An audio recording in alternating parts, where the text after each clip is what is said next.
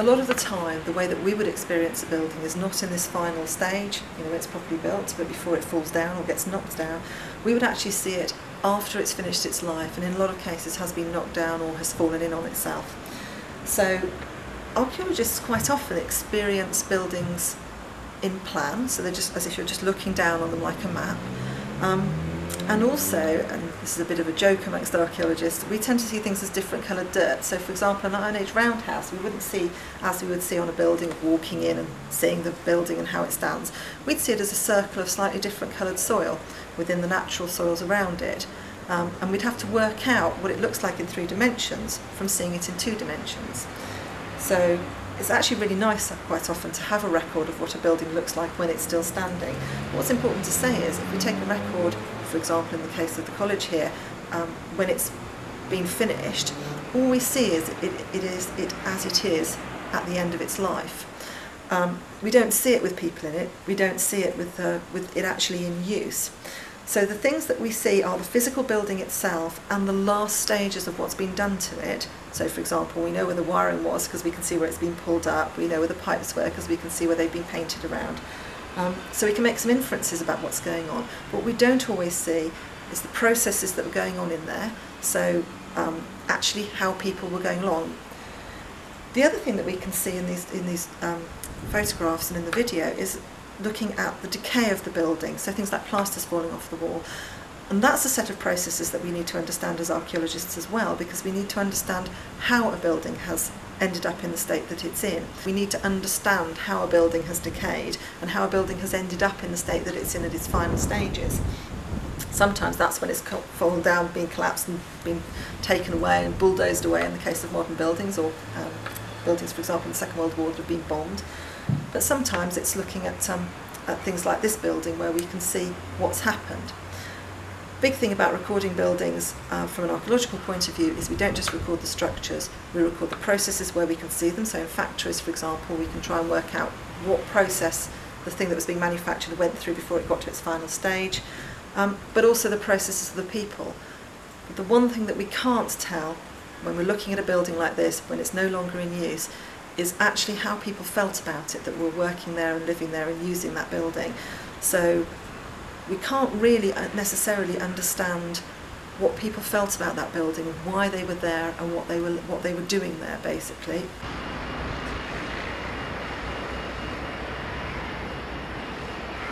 The first time I was at college was about 1995, and I was preparing to go for foundation and access to higher education.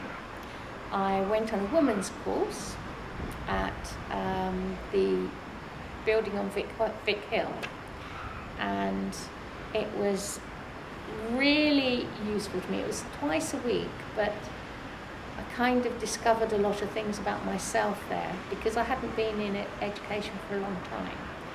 I started to realise that I was grasping things but not grasping them as well as others. And that college, I actually asked to be checked out if there was something wrong with my brain. I actually thought there was something wrong with me. And they started testing me for dyslexia. And they spent about 3 days actually testing me there. And the end result was that the ed psych said to me, you have the education of a 12-year-old and the intellect of an academic. And that was how that's how I remember that college, getting me to that stage of knowing that I wasn't completely thick and I was going to be able to go to art college and hold my head reasonably high. It was a lovely building. I learnt about computers there. It was my first introduction to computers. Still doing the DOS, I think, Microsoft DOS. Yeah, that was the first time. Then must have been about a year after that, and all this time I've been caring as well. So I was fitting college in with being a carer. And then I went to Euclid Street. I hadn't intended to go on any further than that because my caring role wasn't giving me that opportunity. So when I left there, it was very frustrating. I was watching all my friends go off to swimming college to do all their arts degrees and so on and so forth, or people going off to Cheltenham and Bath and places like that, and I felt a little bit envious.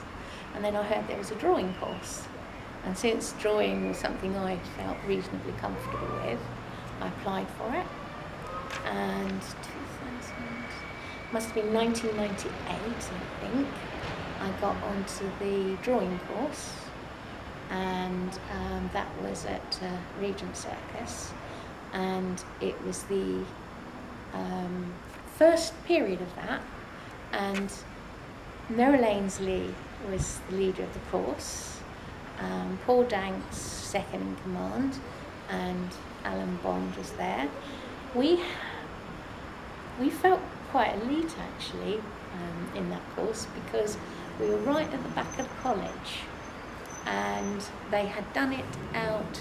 We've got a really big room for life drawing, then we had a long corridor where we could exhibit work, and then, if I recall rightly, we had another room that we could work in, then a little space broken up for about 5 or 6 studios. It was the first time we'd all had our own little studio spaces, and it was a really good experience. We didn't really attach ourselves to the rest of the art college. It was quite separate, and it was just absolutely brilliant. It was a brilliant part of the college. It was a nice part of the building. We could go out the back way. We didn't have to go out the front way. We were slightly different, and other people used to have to come and find us, and they used to have to walk miles to find us.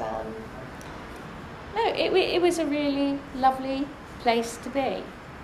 I studied, it was just HND drawing then, because I think they put us through about 49 modules in 2 years.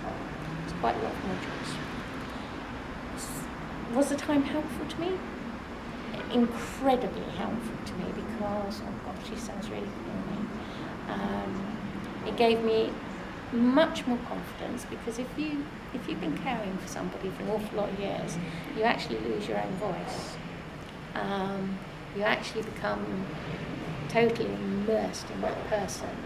So it was incredibly helpful in as much as it made me realise I had a role in the world other than being somebody else's partner, carer, or something else like that. It made me start to learn about myself and develop my own personality, which I'm still working on. Yes, I did love every second of it, even the times when I was getting into trouble and being told I was useless. All of those things I did actually enjoy, and even when you're told bad things and your teachers confuse you because they all do different things, you start to realise that you only have to pick up the things you want to from them, and they help build you in strength, and they help build you in character. Have I ever been back there? Not to do any more college courses, no. But I did used to go into the library quite a lot, because they had the most fantastic library there. Don't think they've, the colleges got, I don't even know if the new colleges got a library, but they had an absolutely brilliant art library in Regents Circus, and all the public used to go and use it as well. I have been to the new Swindon College. I go to all the degree shows. I find it very impersonal. Terrible thing to say, but I don't think it's conducive to art at all.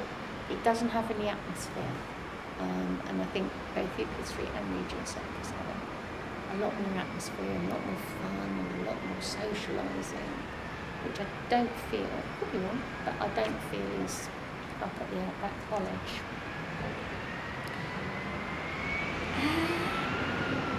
I think they're just putting houses on the development at Regents Circus, and I think that's a shame, because the art college, well, it wasn't just an art college, it was an all college, was at the top of town, and it used to drag people up, and I think we've lost that facility now.